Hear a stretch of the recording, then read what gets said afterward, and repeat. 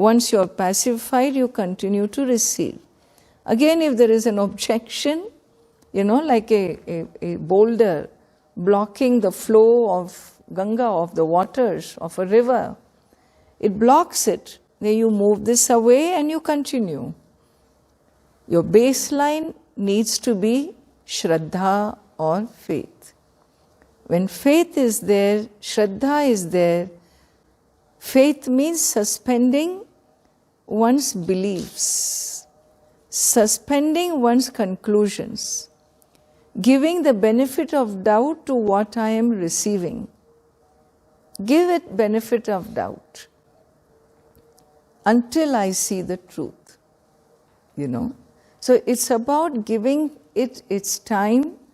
It may not be what I am thinking. It need not be what I am thinking. If what I am thinking, that has to think in line with me, then what am I going to learn?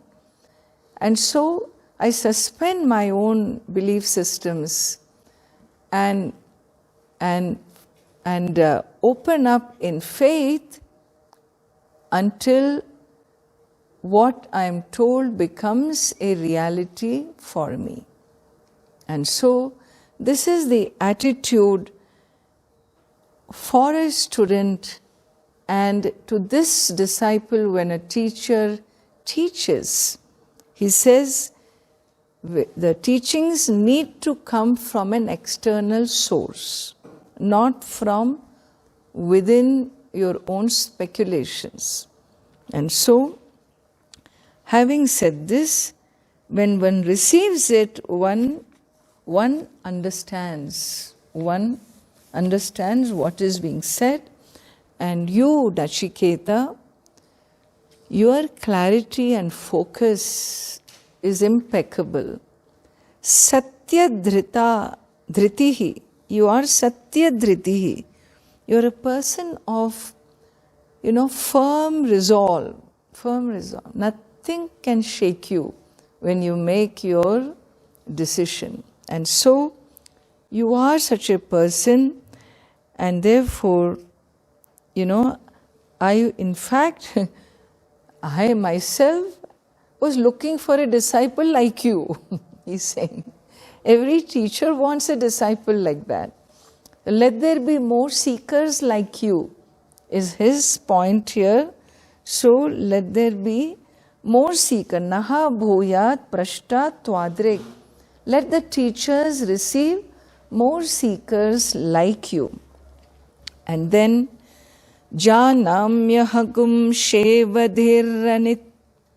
shevadhiritya nityam nahi adhruvai prapyate hi dhruvam tate tato maya nachiketas chitagnihi anityair dravyair praptavan asmi nityam Janamyahagum shevadhiritya nityam nahi adhruvaiv prapyate hi dhruvam tate tato maya nachiketas chitognihi anityair dravyaiv praptavan asmi nityam.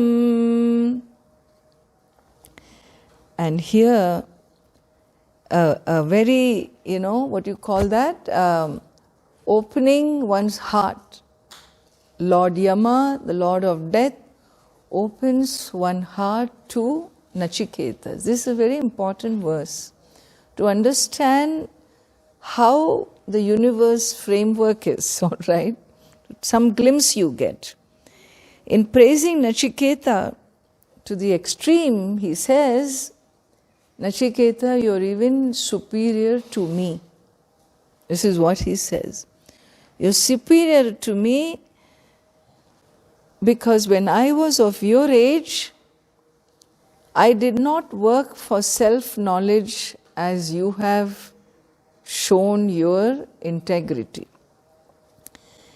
He says, not that I did not know what is permanent, impermanent, I could do that discrimination.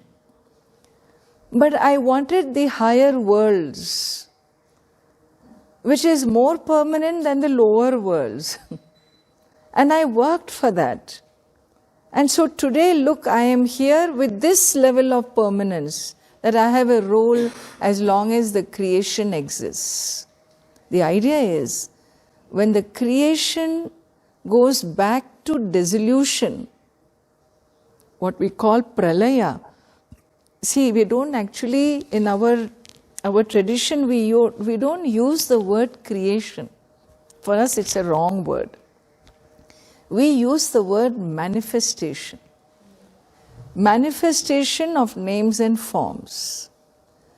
So every seed carries an unmanifest tree, right? And in time, that unmanifest tree which is in the seed, which is unseen, undifferentiated, in its undifferentiated state, but the seed carries the intelligence, the genomes or whatever you call, it carries the intelligence of that particular tree. And that's why an apple seed will give an apple tree and not a guava tree, you know. And so the tree lies in the seed in an undifferentiated state. And then what happens? Then it becomes differentiated into branches, trunk, leaves, and so on and so forth. So undifferentiated to differentiated state is called creation. And from differentiated state, it goes back to undifferentiated state. And so we call it as a manifestation and a unmanifestation. From the unmanifest to the manifest, back to the unmanifest, is the whole cyclic nature of creation. If you go in vertical time looking for when did the creation start, then understand we are looking at vertical time as absolute. But time itself is in the theory of relativity, time and space themselves have come with the creation. Understand, time and space are manifestations of the creation. It's part of the differentiation or the manifestation. And so time also collapses. It's not final. Time has no inherent truth about it. Well, there's a lot to be discovered here. Time has no inherent truth about it. You define time based on your sun travel, is it not? Does the sun travel at all? For a stationary sun that appears to be traveling gives you an appearance of a movement of time. What is metaphysical truth here? Time exists or it doesn't exist. When you come to metaphysics, there is no time. When you come to experience, of course there is time. So it is or it isn't. Experientially it is, metaphysically it is not.